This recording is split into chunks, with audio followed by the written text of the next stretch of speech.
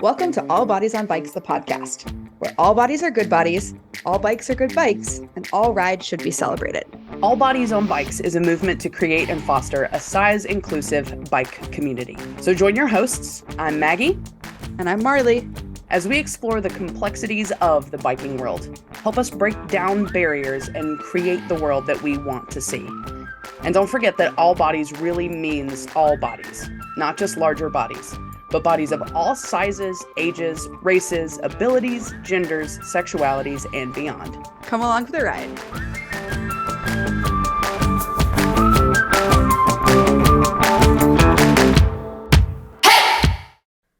Hi, friends, and welcome back to another episode of All Bodies on Bikes, the podcast.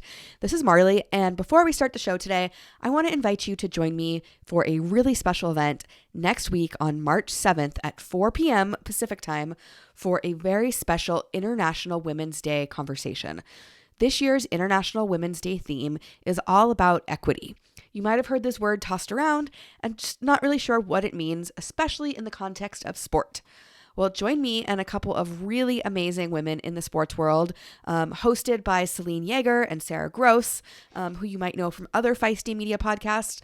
I will be joined by Jessica Tuomela, Allison Tetrick, and Khadijah Diggs, and we are really going to dig into what equity means to us. So join us next Wednesday, March 7th at 4 p.m. Pacific time. You can find all the details at feistymedia.com. Enjoy the show. Maggie, today's episode is really exciting to me. I just got to hang out with this person for like 48 hours. It was a little more than that. A little more than that. It was, yeah. Then anyway, I got to sleep in their house, which sounds fantastic. Weird. No, I mean, you get to be excited about that, I feel like. Yeah, I don't know. It's kind of like a slumber party for adults when you but you don't have to sleep on the ground. Are not done enough, in my opinion. Grown-ups should be having more slumber parties. Our grape juice has improved significantly since we were little. It's got other stuff in it now, and it makes you really happy to be in here. I told a partner one time that I was just really excited to be living with them because it was a sleepover every night. And they just looked at me and I was like, you don't feel the same way? Right. We're no longer dating. So clearly they didn't. Anyway, let's get to the business of today's podcast, shall we? Let's do it. All right. Today's guest, is it okay if I introduce them? It's fine with me. Great. Go for it. This is why we don't record twice in the same day, because we've lost all of our magic. Their episodes are going to come out on different days, but that's okay. So today's guest is Abi Robins. You may have heard them on a bunch of different podcasts, including Pace and McKelvin's podcast, the Girls Gone Gravel podcast, and I think you've been on a whole bunch more. So they are well versed at this, but they are our guest today, all ours. Yeah, they are. So Abi is an author, teacher, and coach who found their career in helping people change their lives. Abi loves riding gravel and plans to leverage their skill set to make a positive impact in the cycling industry. Abi's work is supported by Giant Bicycles, Goo Energy Labs, Chamois Butt'r, and more. Also, you might know Abi as Queer Gravel. Welcome to the show, Abi. Hello. I am here on the show. It was so emphatic. We're excited to have you here. Yeah. I'm excited to be here, even though here is just where I normally am, but I'm excited to be in this in the cosmic space with you. Oh, yes. We're in cosmic space. I'm so excited right now. Did you guys see that the top of Mount Washington was technically in the stratosphere this weekend? Whoa. No. Yeah, I don't really understand the physics or the meteorology of it, but something about where the jet stream was at and the weather, and it was also like a negative 122 degrees or something. Sure. Absolutely wild. So I'm really glad we're not recording at the top of Mount Washington in Vermont. Yeah. That sounds terrible. Yes. We are in our own little Earth-based atmosphere. So let's dig into it, Abi. Yeah. Obviously our show is about bicycles and all sorts of bodies being on bikes. How did you get into bikes? Well, I mean, road bikes as a kid, like most people. But actually my first job when I was like in middle school was building bikes at my then stepfather's bike shop. So Oh, yeah. cool. So I got like an early entry, like an earlier entry to like bikes as tools and bikes as forms of transportation and bikes as something more than just like a toy you might get like at Walmart, like pretty early. And those things were like really ingrained in me that like, oh, this is a valuable tool and et cetera, et cetera. And so I rode quite a bit. Then I had a mountain bike. I had a really badass like Schwinn Mesa like mountain bike. And Heck yeah. not that there was any mountain biking where I lived in Kansas at the time, and not like the Flint Hills of Kansas that are like all hilly and like the flattest part of Kansas possible. So no mountain biking. And I had a road bike. I would ride around. But then I also, oh, sorry, I totally interrupted you. That's my job. I also had a mountain bike as like my first exciting bike, and I lived in a very flat part of Texas, but I thought it was super cool, and like my big knobby tires, and like I could send it off a curb so hard. yeah, exactly. And that's what I did, right? And like that was when the suspension had those little black rubber accordion things on it, and I just thought it was the coolest looking thing. I was like, yeah. Looking back, I'm like, that's funny. Although I worked at a bike shop, fast forward, I worked at a bike shop here in Texas, here in Austin, for a little while, and somebody brought in an old Schwinn Mesa from like the same year that I had, and I was like, that bike is still super cool. Anyway, rewind, rode around in high school and whatnot, and then, didn't really ride a whole lot, and actually lost both of those bikes in a tragic car bike rack accident. Oh no. Driving on the highway, and the bike rack flew off the back of my car. Luckily, no one was hurt. It was in the middle of the night. No one else was on the highway. But then I was just like running around the highway, picking up bike pieces in the middle. No. Very, gosh. very tragic. So I didn't have a bike again for a real long time. I eventually became kind of like a fair weather commuter, but then during the pandemic. Was this in Austin? Yeah, I did a little bit when I lived in Northwest Arkansas. So I lived in Siloam Springs for a little while and did some commuting there. And that was kind of the extent of it. But then moved to Austin, did a little more commuting. And then during the pandemic, I was like, I did need to like make some lifestyle adjustments and be more active. And I always really liked biking. So I was like, all right, I'm going to get a new bike. What kind of bike am I going to get? And I did a bunch of research, went down YouTube rabbit holes and found gravel cycling. And I was like, oh shit, that's what I want to do. And that's the kind of bike I'm going to get. And then I did, and I like totally fell in love with it. And just started riding basically all the time. Yeah. And then fast forward again, and we're here talking about bikes some more. So it's kind of been a rocket ship for you because the pandemic wasn't all that long ago. No, yeah, it was basically 2.5 years ago. So it was June of 2020. And I set the goal of, in June 2020, when I bought the bike, I was like, next year, June 2021, I'm going to ride Unbound. And that was like my goal. And you did it. Met that goal. Heck yeah. Yeah. And actually you were the very first non-binary champion for Unbound Gravel. Is that correct? That is correct. That is why anyone listening to this podcast might know who I am. Well, tell us a little bit about that. Well, actually, let's back up. What does non-binary mean? Folks listening might not know. And one of the things we try and encourage on this podcast is inviting folks in, and non-binary and genderqueer folks have been around forever, but we haven't always used this language to talk about it. So do you mind telling us a little bit about it? Oh, so non-binary it's kind of an umbrella term, which is under the umbrella term of transgender. So we'll back up and talk about that. So if you are transgender, it simply means that you don't identify with the gender that you were assigned at birth. If you do identify with the gender you were assigned at birth, you're called cisgender. That's not a slur. for anybody who may be concerned about that. It is just a descriptor Word. of who you are and how you identify. So if you're transgender, the kind of next umbrella term underneath trans would be like a binary trans person or a non-binary trans person.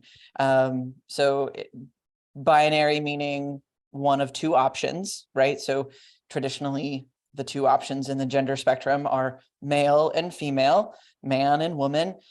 And then there are plenty of trans people who want to transition from male to female to male, etc. And then there are a lot of trans people who don't like either of those options. And that's where I fall. I am non-binary, so I don't identify as a woman. I don't identify as a man. I am somewhere in between, somewhere completely off the spectrum. It is somewhere out in the ethers, I like to say. And it's really, again, it's an umbrella term. Some people like to call themselves gender fluid. There are lots of different descriptors that you could get really in the weeds about. I use the term non-binary because it seems both the most accessible and the most closely defined to how I feel. It can mean different things to different people, but generally speaking, the simplest definition is you don't identify as either a man or a woman. Thank you. Yeah. I know it's not, people are probably always asking you to do that. So I really appreciate you putting the effort into educating folks. Who I actually don't get asked that very often. I don't think I've ever been asked that on a podcast. Oh, So, yeah, I think we make a lot of assumptions that we assume what we think something means. And like you said, definitions mean different things to different people. So really appreciate you digging into that. Yeah, definitely. Maggie, you look like you're about to say something. I was not. I was just smiling. I'm sorry. I'll never do it again. No, it's okay. I tend to talk a lot. And so I just want to make sure I'm not. You do great. We're doing great. Everybody's doing great. Everybody is doing great. So as that feeds into an event like Unbound, can you tell us how that came about? And it's obviously grown since then. I've got a picture of you handing out awards from this year's podium. Well, I mean, to give people a little bit of the history. So, I mean, it's weirdly wrapped up in some like strange political stuff that's been happening over the last few years. Arkansas passed some really regressive anti-trans legislation right about the same time that the UCI and USA Cycling. So the UCI is like the world governing body of professional cycling. And USA Cycling is the United States governing body. They decided to host some really big events in Fayetteville in 2021, right after all this legislation was passed. The cycling industry got kind of up in arms about it. There was lots of discussion about, well, what do we do? What do we not do? But as I had mentioned, my goal for my personal self was to ride at Unbound in 2021.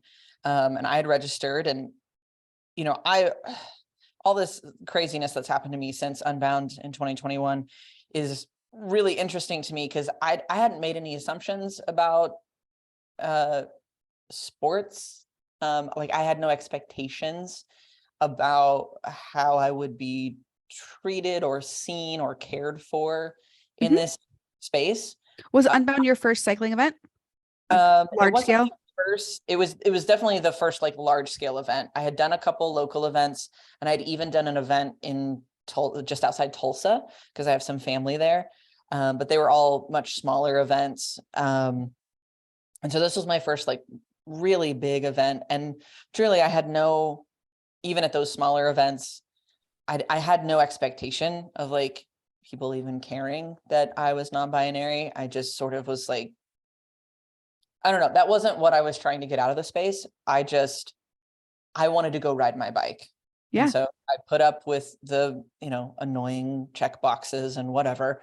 But Unbound and Lifetime's response to everything that was happening in the cycling industry at that time and all of the hubbub and the, political stuff was to actually create a non-binary category for all of their races. And Unbound was the next one that was coming up when they had made this decision. So I had already registered through the lottery. I got in and I was excited, and they sent out an email saying, if you, here's our trans inclusion policy, and they went through all of it in this email. And then they said, we've also created a non-binary category for people who identify as non-binary, and for any trans person who doesn't feel safe writing in the category, like the category that they are required to based on their trans inclusion policy. And so I was like, holy cow, this is for me. Like that, like I get to like show up and be in the non-binary category. This is so cool. And I was thrilled. So I sent them an email and was like, change my registration, blah, blah, blah. And they took care of all of it. And then it wasn't until my wife and we took my kids up. I actually have family near Emporia. So it was like a family vacation and we were really going to see my family. And then I was going to sneak away for a day and do this race. Just ride 100 miles casually. Yeah. Just like, give me a day. There was nothing casual about that ride. Oh my God. I was so unprepared, but we were driving up there and my wife is driving and I'm like, they make some announcement on social media that like, you can see the start list and see who all is riding. And I was like, oh, cool. I want to see all the other non-binary people. Cause like I had put some stuff out on Instagram, but I only had like 150 followers. And so I was like, well, I'm not going to I don't cast a wide enough net to find people. So I was like scrolling and I was like, oh my God, I'm so excited. And then I look and in the 100-mile event, which is what I had signed up for, I was the only non-binary person. And I was like, well, maybe there are some in the 200. Nope. There weren't any in the 200, not in the 50, not in the 25, not in the 350. Out of 4,000 plus athletes, I was the only person registered in the non-binary category. What were you thinking at that moment? Yeah. Well, I was like, in that moment in the car, like I was a little bit bummed. I was like, that sucks. Like, I wish there were more people. But then I was immediately making the joke, like, well, as long as I finish, I win. Like that's yes. Cool. And then I just sort of like, I kind of put it out of my mind until like this was like 2 days before the race. And then like race day came around. And I think over those couple of days hanging out with my family, like it really sunk in that like, oh no, not like I'm the only one. I'm the only one here. I was super not prepared for Unbound. Like until that point, the longest ride I'd ever ridden was like 60 miles on pavement. The last time I tried to ride a gravel century, I made it to like mile 42 and I had to call my mom to like come get me, like drive out into the middle of Oklahoma at the event that I was at in Tulsa. And she had to like come get me. It was pretty embarrassing. Right. It happens. It happens. There's no, I say no shame, but I felt a little bit of shame and I was kind of Just a smidge. It's there. It's hard to shake. But so like I went into this trip thinking, oh, it's fine. I'm just going to see what I can do. Right. Like I didn't have any expectations of myself. I didn't have any goal really than to have fun. And then it kind of sank in over those couple of days. It was like, oh no, I have to finish. So you felt some pressure. Yeah. And I don't know that it was so much pressure as it was duty. Like, and I know that this isn't actually the case, but there was kind of this feeling of like maybe it's not so much a feeling, it's just like a fear of like, what happens if the one person who shows up can't even complete the race? Like, will they have this category next year? Will they like still see the need to have it? And so I think for me, it was just like, I need to show up and I need to finish. And so I was like, there's a time cutoff for the middle checkpoint.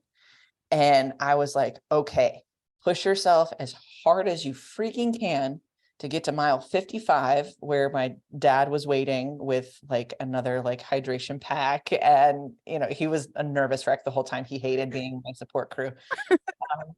Because he's like, I'm never doing that again. So I was just like, okay, ride as hard as I can, get to mile 55, and then take as much time as you need to get the rest. Because like the time cutoff after that was like another like 24 hours. Yeah, it was like 2 a.m, right? Like, and I got there at like noon. So I was like, okay, I have 14 hours to do this next like 50-ish miles. Okay, I can do that. But yeah, it was super hard. Like, and I really feel like if I hadn't had that pressure, that sense of duty, I definitely wouldn't have finished. Like, because it was so, like, I was so unprepared in like, I can't even express to you how like woefully unprepared I was. Yeah. So this is another topic that I hadn't planned to touch on today. But do you have advice for other gravel newbies, or should we revisit that later? Oh, I mean, like, I guess my real advice for gravel newbies is just to go do it. Because like, you're like, just go do it, because you're not going to get any more prepared by not doing it. Yeah, that's so true. That. I love that. Yeah. Like, and that's the thing, is that like, I was unprepared. And, you know, I definitely had some like complications after the ride. You know, it was hard to walk for several days. My feet were numb for like 3 weeks because my shoes didn't fit. So like, make sure you have gear that fits, which I know is a big thing with like a lot of the work that you're doing, but like, that's super important. But yeah, I mean, other than that, like, just go do it. Yeah. Like, yeah. And I mean, you know, like, I didn't have any permanent damage. So like, not everything fit, and my bike didn't really fit. And, you know, like, all these things kind of came into play, but I still finished. Like, I still did it. I still have the story. And you were on the podium.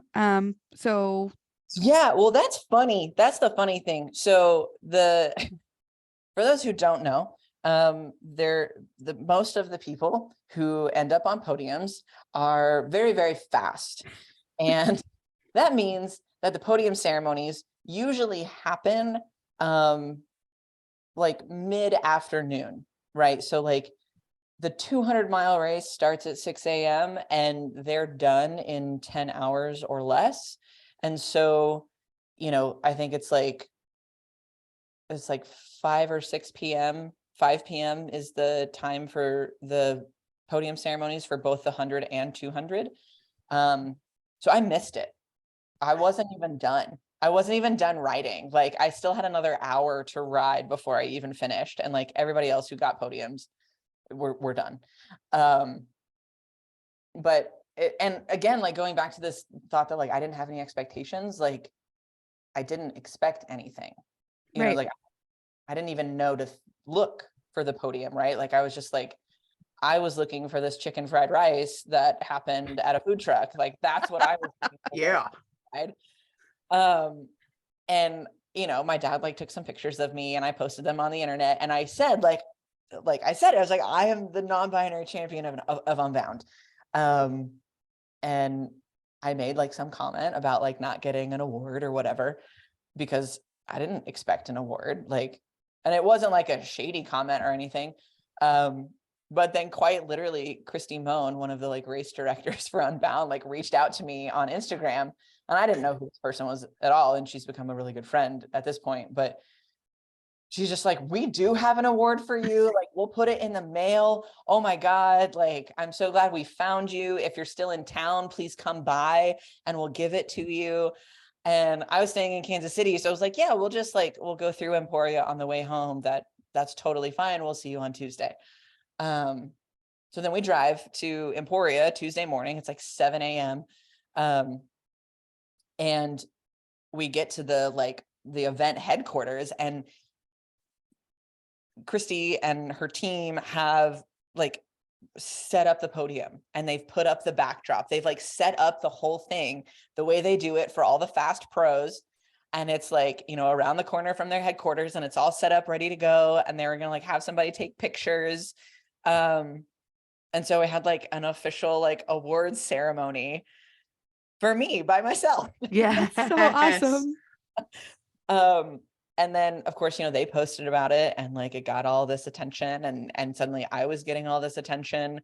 And you know, people were like reaching out. I was featured in Velo News and all this stuff. And so this is how I like accidentally became bike famous. You're doing the good work though. You deserve it. Yeah. You know, it's been pretty, I still don't really know what's happening most days. I'm just kind of like, what's going on? Very relatable. It's been a really fun ride for sure. So let's fast forward to, and I don't want this whole thing to be about Unbound because you've talked about this on the Girls Gone Gravel podcast and Payson's podcast. And we don't need to beat it to death, but to talk about the success of showing up authentically as yourself. Fast forward to 2022, there was a full podium. Am I correct on that? So the whole, basically all this stuff blows up, right? I'm kind of like, I don't even know what's going on. Like bike brands are reaching out to like sponsor me. And I don't like, I'm just like, this is the most ridiculous thing that I've ever heard of. Like, I can't believe it's actually happening to me. So anyway, I started working with Giant Bicycles. I rode a Giant in 2021. And so they reached out, and their global marketing director is like, oh, we've been sharing your story internally. Have you ever thought about being an ambassador? And I was just like, what? And so anyway, we started working together, and they wanted to do some like more storytelling around it. And I was like, well, you know, with all of this stuff that's coming my way, like bikes and kit and gear and attention and all of these things, it's really been my goal and intention to like make whatever has been really good for me, good for as many people as possible. And you know, all this stuff started happening, and I was like, you know, what I would really like is to not be bike famous. I would like for, you know, the fast non-binary people to get bike famous. I would like for these, you know, I would like to not be on the podium. I would like for these fast non-binary people to be on the podium. These people who like have a desire to race professionally. I want them to have a space. And so with Giant's support and the support of Lifetime and Unbound and all these other brands, Kuat, Chamois Butt'r, Goo, the list just goes like on and on. You know, with the support of all these brands and all these people, like we went about like doing the work to create a larger category. And get more people signed up, not just at Unbound, but at other events like all across the country. And then my goal, like I had an expressed goal of like, I want to show up at Unbound 2022. And I want there to be so many non-binary people that I don't end up on the podium. And podiums are 5 deep at Unbound. So I was like, all right, we have to have at least 5 other people in my event. And then I want full podiums at every other event. And so it went from 1 person in 2021 to 17 in 2020. Wow. Heck yeah. Yeah. In all lengths of the event. So, well, not the 350, because that's a much smaller field, but 25, 50, 100, and 200 were all had non-binary participants. That's so rad. And I think importantly, there were likely unbinary participants in the previous years. Maybe the word just hadn't gotten out that this category was available. Category, right? There was actually at least one other non-binary person in 2021 who didn't get their registration moved over. And so we've actually got connected. Eli, they're super great. And I like double checked, and I did beat them. Like I checked my time, and I was like, if they had beaten me, I was like, I'm going to give you the award. You did it. But like my time was a little bit faster. So I was like, okay, cool. Like here it is. Legitimately like a pioneer of sports history right here on our podcast. Yeah. That's a weird thing to like, take hold of, I guess. Like it's hard for me to like internalize that, but because it does feel so unintentional. Like it just like I just enjoyed riding my bike, and now I get to ride my bike a whole lot more, and I have a much fancier bike now. And I have cool clothes to ride my bike in, and it feels, I don't know. It's a really weird thing. I go through phases where I'm like really stoked on it, and then phases where I'm like, what the hell is happening? I Yeah. do too, honestly. Yeah. I was like probably one of the slowest cyclists out there. It's very weird to be doing this for a living. And I think it's good. I think it shows that like the industry is ready for something more than just the quote unquote pointy end at the race. But it is, like this is a totally new field. It's a totally new way of talking about bikes and promoting bikes and marketing bikes, like that brands have not really done before. Yeah. So it's interesting to be like the first round of folks. Well, I think, Abby, you said something when you mentioned that when you were talking about them announcing the non-binary category, you said 4 words that I'm going to have framed on my wall. This is for me.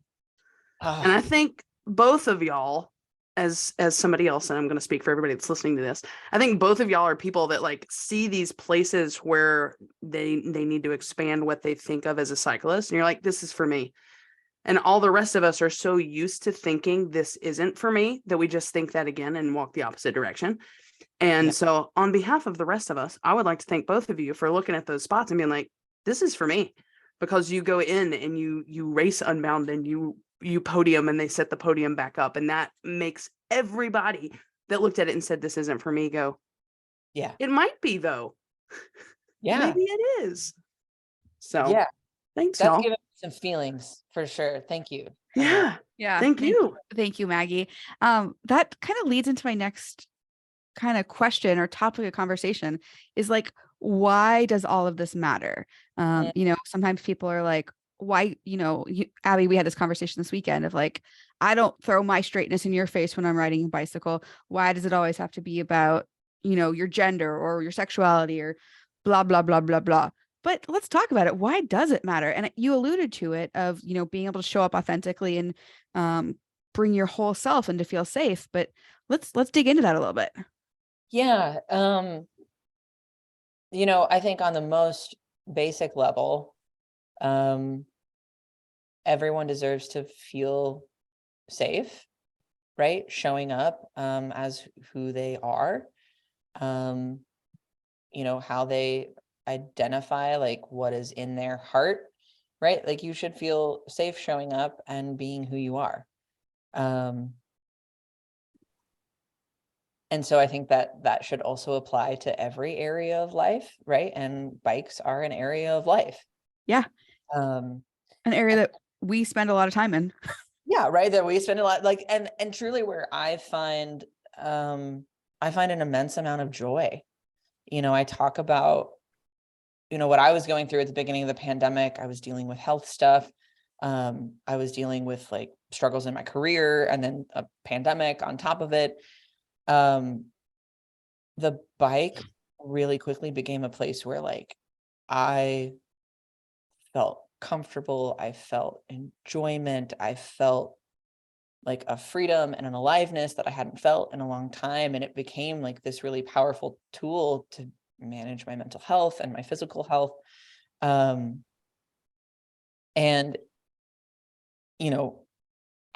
because I started riding the pandemic, I spent most of my time riding by myself, and that's great. Like, don't get me wrong. But when I started riding with other people and getting connected with other folks, I was like, oh, this is something new and different and special. Like Marley getting to ride with you this weekend. We took a ride out with some friends of mine, and my wife came along. We rode some gravel, and I was talking to one friend, and I was just like, when I get to ride with my wife and my friends, like, I just feel like everything's in the right place. Mm-hmm. And everyone deserves to feel like that, whether it's on a bike or not on a bike, right? And so like, I always like to say, like, I didn't politicize my gender, like society did. Mm-hmm. And so if that's how it's going to be, like, then yeah, it is a political thing. Like everything you do is political, because you've made this part of me that touches every part of my life political. And you're So just living your life. I'm just living my life. Like y'all are the ones who did this. And if you don't like that, then change it. Like if you don't like that it's political for me to show up and ride my bike and to show up as myself, then stop making it political. Yeah. Like it's that simple. Yeah. Right? Let me show up and be a human being with all the same rights as everyone else. And then we don't have to deal with this. Like I don't have to, we don't have to ride with rainbow flags, and we don't have to, like if we're all just like being seen as people and not political pawns, I think, yeah, of course, that'd be great. But I didn't choose that. I didn't choose to, I didn't start politicizing who I am. Like, the dominant culture did. Yeah. And I think, going further into that, like, any space where we're going to make the division between men and women, like we need to create the space to realize that there are people who fall in between those two and outside of those two options, on so many different levels. Yep. Right? Like it could be simply a gender thing, right? Like how we want to interact socially. It could be a biological thing, right? Like biological sex is not binary. Right. It, like, in no way. And so there are so many spaces where people exist outside of what we think of as, oh, there's just these two options. So it's like, if we look at sports, oh, we have men's sports and we have women's sports. And it's like, well, you're missing this whole group of people who don't get to participate because there's not a space for them.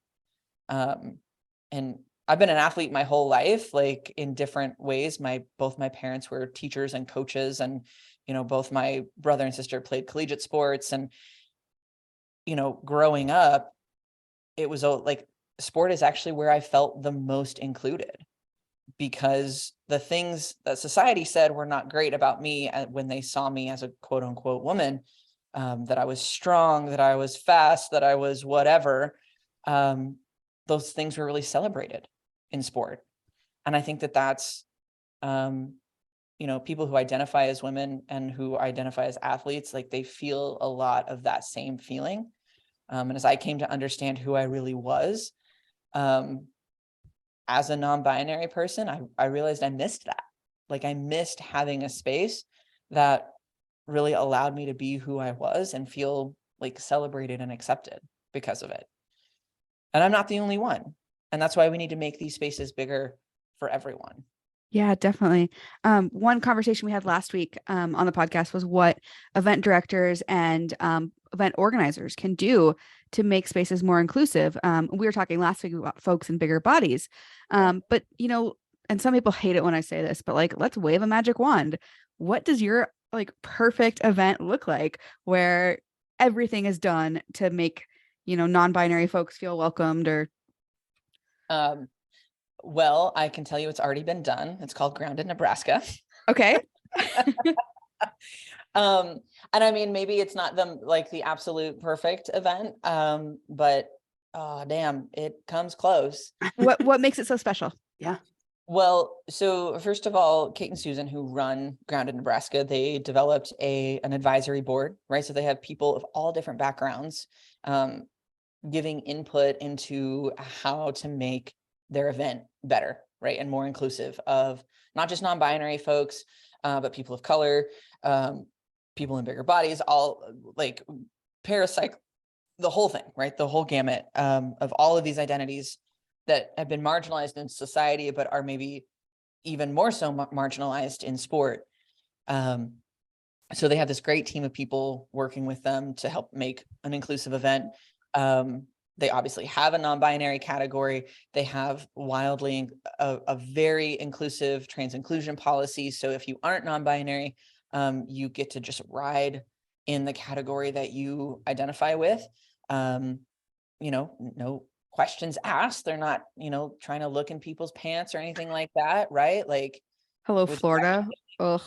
Yeah. Which is actually a thing in Texas right now. Like, we're not going to go into that just yet, but, and then they're also aware that cycling, a sport generally, is pretty far behind, and cycling maybe even more so. So, we're talking about, inclusion of non-binary people, but like, damn, women don't even have a fair shake yet, like in the cycling industry. And so they really took that to heart. And so they have equity-based podiums. So people get paid for winning this event. The event gives them money. But the women's and the non-binary category are paid like 20% more than the men's payout. Hot damn, I love it. Okay. Yeah, it's great, right? So it's like, not only are they creating the space, but they're aware of like the cultural context of everything that's going on, and they're working to tip the scales, right? They're working to kind of put more effort in. And so those are things that I think of like right off the bat, like, yes, create a non-binary category. And if you're going to create a non-binary category, it needs to be for non-binary people and not simply a place to dump trans women. If you create a non-binary event, but you do not allow trans women to compete in the women's category, you are not an inclusive event. The end. Period. Yeah. Fuck off. That's how I feel. We agree.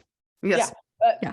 But that's, so many people, I get the question, well, why don't we just have trans women compete in the non-binary category? Or why don't we make like trans specific categories? And like, it just becomes a really dehumanizing process at that point. Because when you say that, what you're saying is that trans women aren't women. Right. Which likely means you don't know any trans women. Because trust me, if you know trans women, you know that they're women. Mm-hmm. And like, but there's not anything else I can say aside from that. So, going back to this idea of like a really inclusive event, things like that, they Grounded Nebraska had a specifically queer meetup the night before, and they had it. Grounded happens in a really small town called Roca, Nebraska. It's outside of Lincoln, but there's basically nothing there except for a bar and some houses. Like, it's literally like, and there might be a grain silo next to the train tracks. I don't know. It's like very small. So they were going to have this meetup at the bar, and they went and they like talked to the bar owner, and they were like, hey, we want to come and support your establishment. But you need to know that like, we're having a specifically queer meetup, and we want to make sure that the people who are coming feel safe. Is that going to be okay with you and the people that frequent this bar? Like, checking in, like, is this a safe space for us to hold this particular event? And the guy was like, oh yeah, my daughter's gay. That's great. And so it turned out to be this really like beautiful space. He was actually really excited about having all of us queers come and hang out at his bar. And so like, those little things add up to a really incredible experience. And I don't think people realize how, especially event directors, they don't realize how small these things are. Yeah. Right? Like, it's not that hard to throw another checkbox on a registration. It's not that hard to check in with, where you're going to be hosting something. These steps are small, but they're so impactful. Yeah. So there's my little shout out to Kate and Susan. And I just checked, registration is still open for Grounded Nebraska. Yeah. And they've got, looks like, ranging from 125 miles, 60 miles. They even have a 25 mile, and they have a 5K fun run and walk. So whatever your style is, Grounded is on my list this year. I will be there. There's camping. There's even showers with the camping. Yeah. They have, if I remember correctly, they have like kids activities during the day. So it can be like a full on like family event. And it's in a really cool location with all sorts of stuff. So it's like, it doesn't just like if you have a family, you can bring them along. Like that's a big thing right now in women's sports, is that because women generally in our society hold the majority of the childcare. If you have children, you have a harder time getting to events. Yeah. So, having events that are sensitive to that is so crucial. I am just getting major summer camp vibes. But also just want to thank you for, putting yourself out there. I know often me and Maggie will talk like being fat is probably the least interesting thing about us. But it has become almost our whole identity. Do you ever feel that way? I sometimes feel that way in bike spaces, and I mean, maybe you can like relate to this, but I don't know, being queer, and being visibly queer and I don't want to say like more out there, but like I'm more out there. Whatever space I've been the queer, and that's meant that I've done a lot of this kind of inclusion work in a lot of different spaces. Mm-hmm. Sometimes I call myself a professional queer. I make my living by being queer in whatever way that takes shape. But it is, it becomes this like signal to other people, but like you said about being fat, it's like, it's not like It's just one element. Yeah. Well, and it's also like, even that one element in and of itself is not that exciting. Like, I'm just a person. Yeah. My life is, but you came to my house, you saw me and we're just very regular people. It's like, I'm married, I have some kids, we live in a house, we have some pets, and I kind of like to ride my bike, and like, I have lots of interests outside of that. Like I have a whole career that has nothing to do with bikes. And so, yeah, I definitely like, I sense the like tokenization piece of it. I'm not naive. Like, I know why all this is happening. Like I'm an approachable trans person. I make people feel comfortable, generally speaking. And so I'm an easy, person to like put on a pedestal to be like, oh, look, here's our acceptable trans person. But I think a lot of what I'm trying to do is help build those relationships, Mm-hmm. so that people know like, oh, you're just a regular person. Yeah. The other trans people you meet are just regular people. Now, Yep. they may have different interests, and they may have different colored hair or what have you. I know. Oh my gosh, you guys are blowing my mind right now. I know. It's crazy to think about. Oh gosh. But I think even, I always come back to like, we have so much more in common than we have differences. And it's easy to see these like flashpoints of like, oh, the trans debate or the queer debate or, like all of these different things. And it's like, we're really just people. And if you were willing to like look past the political boogeyman, you would see someone you probably have a lot in common with, like somebody, and that you probably get along with too. Yeah, exactly. And that's not always the case. But you don't like, to the cis het folks out there, like you don't get along with every cis het person. So why would you assume you'd get along with every trans person? Like, we're just people. And like, there are really wonderful trans people, and there are some trans people who are assholes. And you know what? We deserve to be assholes because everyone else gets to be. Yep. We deserve to show up in every version of humanity, as everybody else does. Abby, if you're going to be on here talking completely logically, I'm not sure we're going to be able to continue this conversation. We just can't. It's just making too much sense. You know what I mean? That's true. It's just, we've got to wind back on the logic here, y'all. I don't know what's going on. I probably shouldn't say this, but I was really surprised this weekend. We were celebrating Abby's birthday, which is coming up in about a week or two. And I love making cupcakes or cakes for my friends. And we went to the grocery store, and I did not expect you to like plain vanilla cake and plain vanilla frosting. Yeah. But I think it just goes to prove that like even the most exciting people can have really boring tastes too. Yeah, right. I'm allowed to have boring cake tastes. You Like, are. And it doesn't yeah, actually say anything about you. It doesn't mean you're a vanilla person. true. Although to be fair, you asked what my favorite cake was, and I did say funfetti. Oh They yeah. just have it because we were at the fancy, like healthy grocery store and Right. not the regular ATV with trashy funfetti.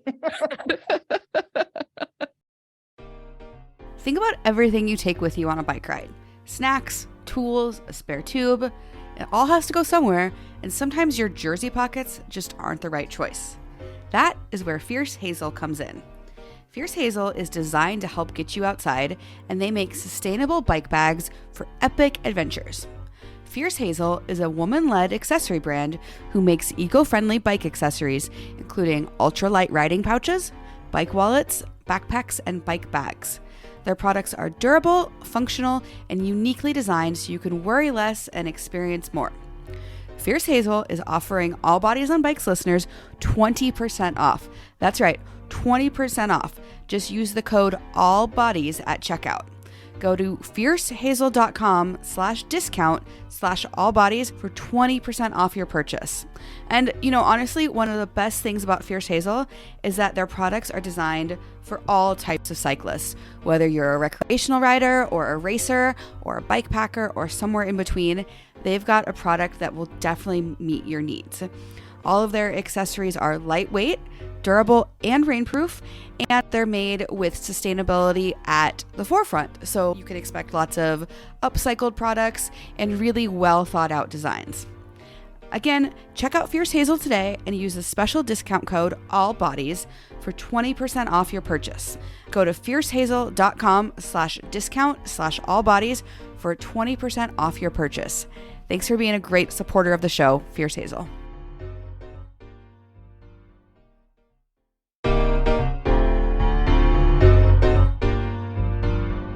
To live your healthiest, longest life possible, you need to understand what's going on inside. Inside Tracker takes a personalized approach to health and longevity from the most trusted and relevant source, your body. Inside Tracker was created by experts in aging, genetics, and biometric data from Harvard, Tufts, and MIT. Inside Tracker provides personalized health analysis and clear recommendations, plus an action plan on how to live healthier, longer. This next part is really wild, Maggie. Inside Tracker can also calculate your biological age, the rate at which you're aging compared to your chronological age, as well as ways to lower your biological age. I just did this test and my biological age is 10 years older. So we're working on bringing that down right now. That's okay. Yeah. The thing we love most about Inside Tracker is they give you recommendations on things you can control to optimize your health, like food, supplements, workouts, and other lifestyle choices. Nice. For me, that means more olive oil in my diet. Oh. Olive oil and vitamin D are my personalized recommendations. Did you also know that you can use your HSA, HRA, and FSA to buy any Inside Tracker plan? That means you can purchase Inside Tracker using your tax-free dollars. Oh, and it gets better. For a limited time, you get 20% off the entire Inside Tracker store when you sign up. So, if you're ready to get a crystal clear picture of what's going on inside your body, along with science-backed recommendations to optimize what's not working, then visit insidetracker.com/feisty for 20% off today.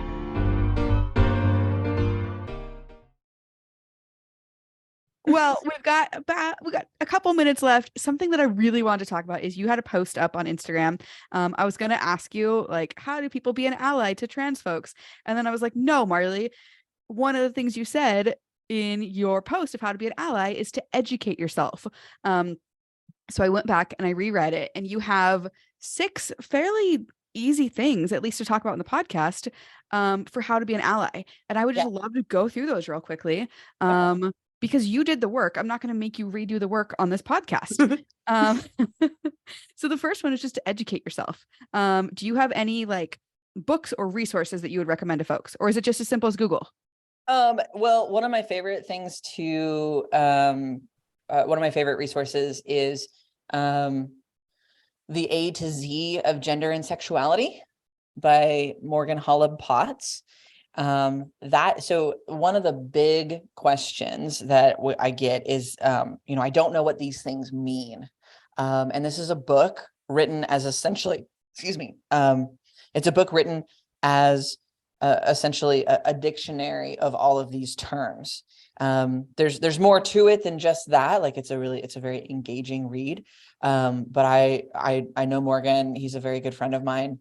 And he wrote an incredible book that I think is really, really helpful. So anytime this question comes up, I always recommend that first.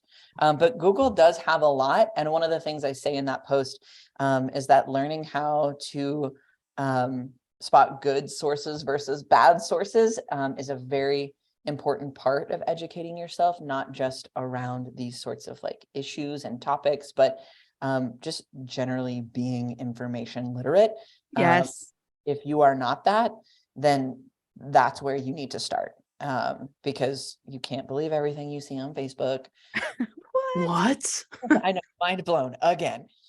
So learning how to see where your information is coming from, and vet those sources is really important in educating yourself, because it can be as easy as Google, and depending on your previous search history, Google might be a terrible idea. So good point. Yeah. The next tip you have for folks, and we'll put a link to that book in the show notes for sure, is to respect pronouns. And this is something Maggie and I need to be better about. I use she, her pronouns. We should probably say that on every show. Okay. I use she, her pronouns as well. I use they, them pronouns. And it's really as simple See how as, easy that was? We did it. Exactly. Good job, guys. When you introduce yourself to somebody new, ask what their pronouns are and work on using them. One thing that you put in your post that I love is you're going to slip up. It's okay. Acknowledge it, move on, and help other people use the right pronouns as well.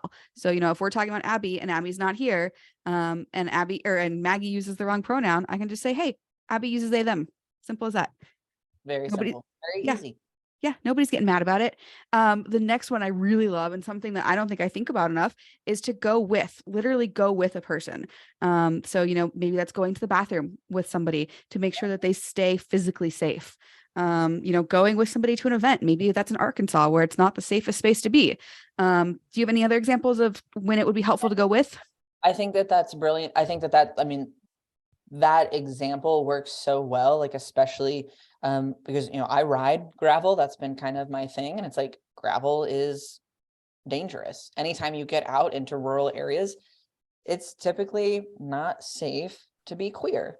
And so riding with folks, going with folks to the bathroom, as long as you ask and you're not being creepy about it, like, can I watch you pee?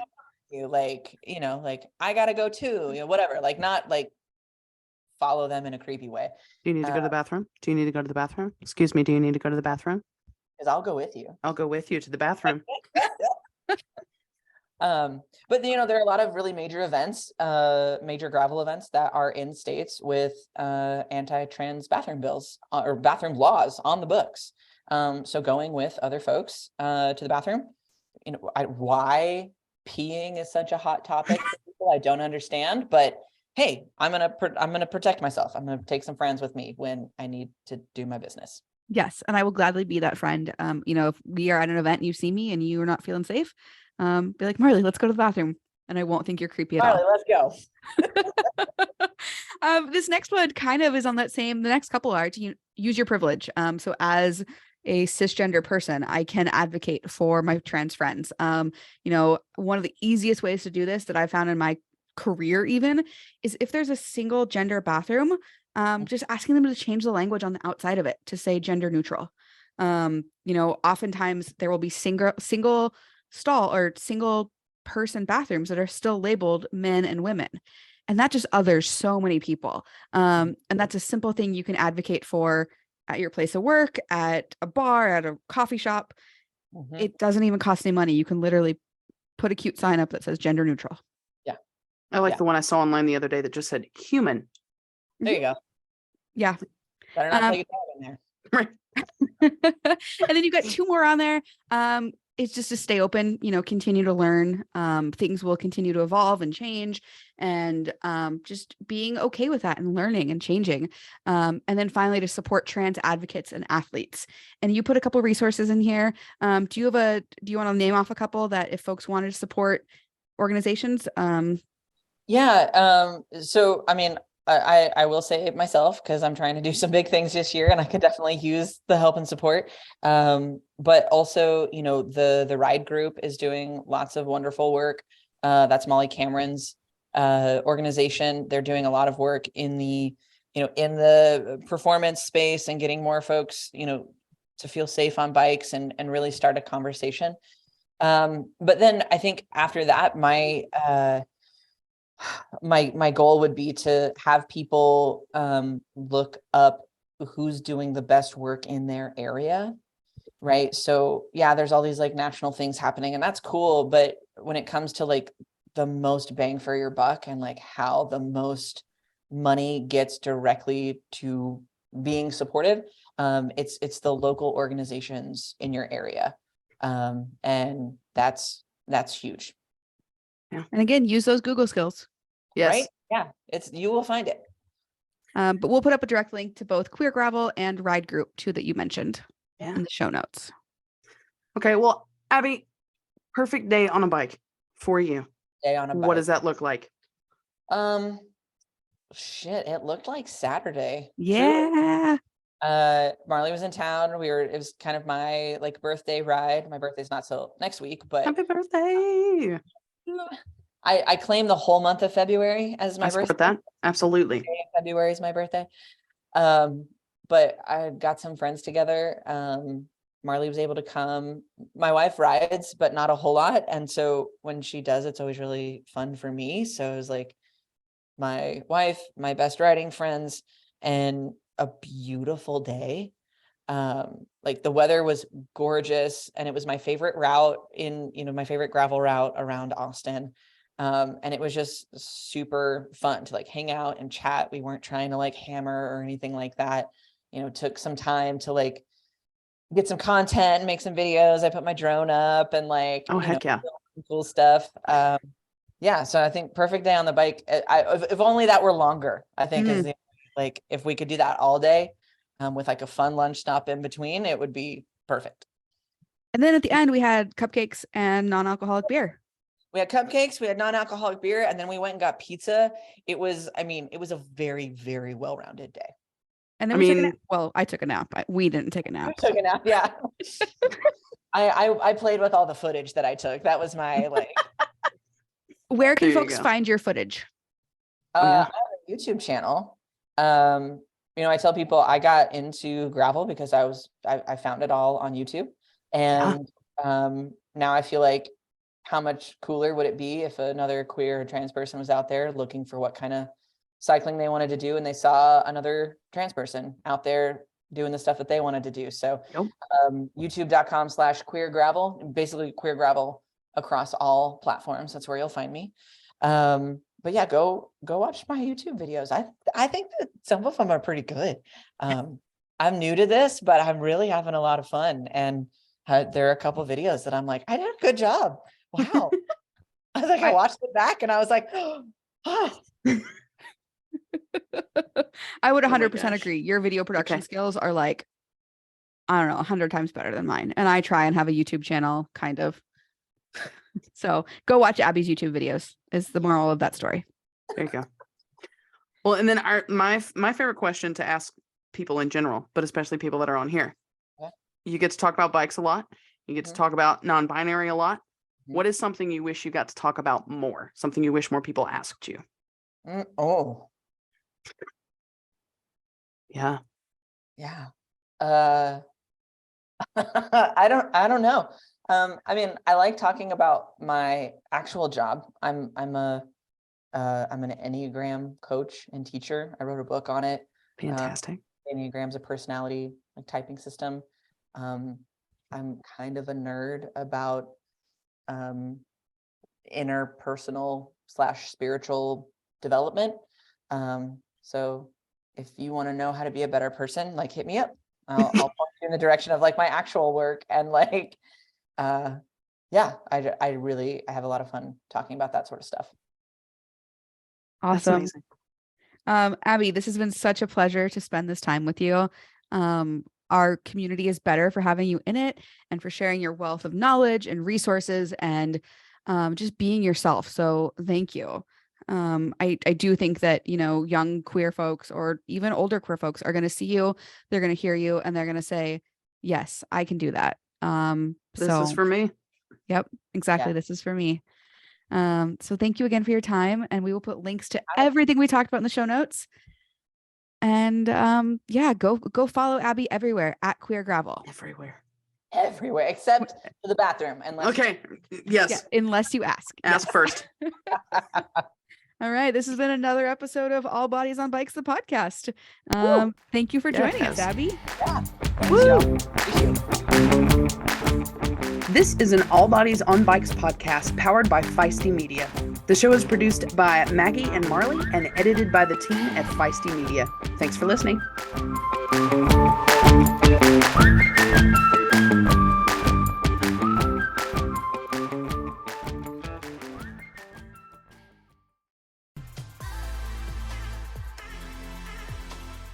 Hey, Maggie, I have a question for you. Okay. If a bike has 4 wheels, is it still a bicycle? Ooh, you know, I don't know. But what I do know is that is exactly the kind of bike our new sponsor, Par Bikes, makes. Par Bikes are extremely adjustable, and they work great for riders of any size, age, or physical fitness level. Par bikes are uniquely designed. They are 4-wheel bikes offering additional stability that traditional 2- or 3-wheel bikes just don't have.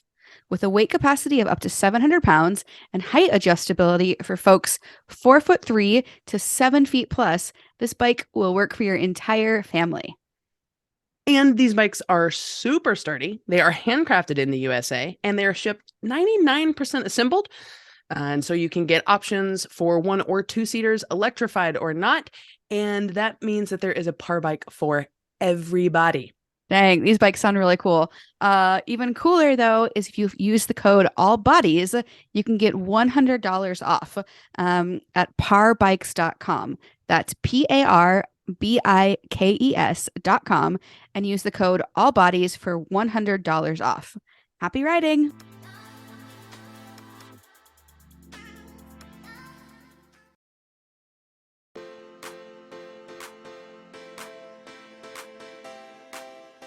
Maggie, I have found a new ride snack that I am absolutely obsessed with, and I'm so excited that they're now one of our sponsors. Have you heard of JoJ bars? I have heard of JoJ bars. Have you tried them yet? Do you have a favorite flavor? Okay, so listen, one of the flavors that I have tried so far is maple bacon pancake something. And you open the package. Had low expectations for a bar that tastes like breakfast.